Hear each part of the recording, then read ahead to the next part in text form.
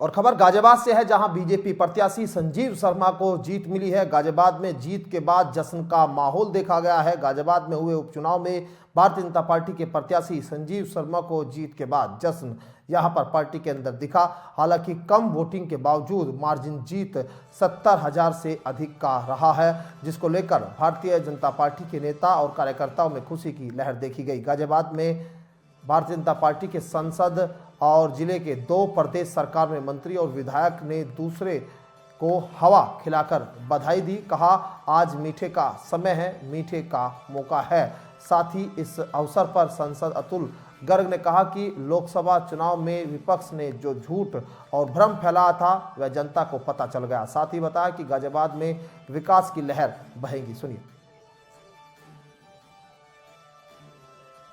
भारी मतों से संजीव शर्मा जीते हैं, इस पर क्या कहना चाहेंगे? नहीं, ये जीत कोई आश्चर्य करने वाली नहीं है। ये पूर्व निर्धारित जीत थी एक प्रकार से। संजीव शर्मा जी की लोकप्रियता और भारतीय जनता पार्टी का जो विश्वास है लोगों में और मोदी योगी जी का जो एक छाप है हम सब कार्यकर्ताओं पे, तो ये लगभग ऐसा ही था कि बड़ी जीत होगी।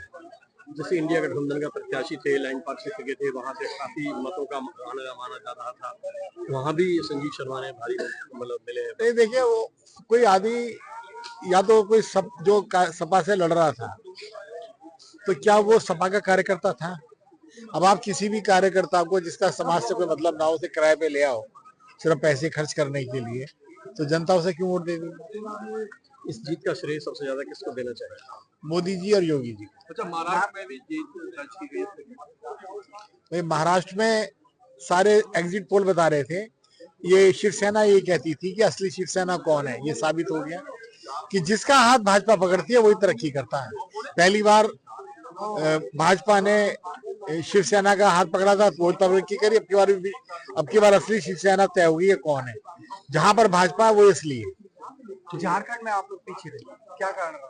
शायद इसका एक इमोशनल भावनात्मक कार्यक्रम रहा, क्योंकि वहां पर बहुत बड़ी जनता वहां रहती है, वनवासी है, एसटी है, एससी है, तो वो भोले भाले लोग हैं।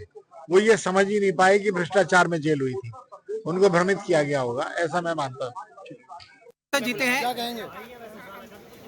मैं सबसे पहले अपने कार्यकर्ताओं का आभार व्यक्त करूंगा, क्षेत्र की सम्मानित जनता का और अपनी पार्टी के शीर्ष नेताओं का आभार व्यक्त करूंगा कि उन्होंने मुझे मौका दिया और कार्यकर्ताओं ने दिन रात मेहनत करके इस चुनाव को जिताने का काम किया है। और मैं बड़ा आभारी हूं क्षेत्र की सम्मानित जनता का भी, उन्होंने बहुत बड़ा सहयोग दिया था। आज सुबह ही सबसे पहले जब मैं आया, उससे पूछा गया तो मैंने बताया कि जीत 50,000 से ऊपर की होगी। विधायक की सबसे पहली प्राथमिकता क्या होगी आपकी? शिक्षा और स्वास्थ्य। उसके अलावा हमारे यहाँ पौराणिक मंदिर है, दुधेश्वरनाथ मंदिर, उसका कॉरिडोर बनवाने का काम, एम्स का जो सैटेलाइट सेंटर है उसको गाजियाबाद विधानसभा में लाने का काम, जो हमारा स्टेडियम है महामाया उसको अपग्रेडेशन कराने का काम, जल निकासी है बहुत सारी कॉलोनियों में, जो NH-24 के उधर की कॉलोनियाँ हैं उनमें मूलभूत सुविधाओं का अभाव है।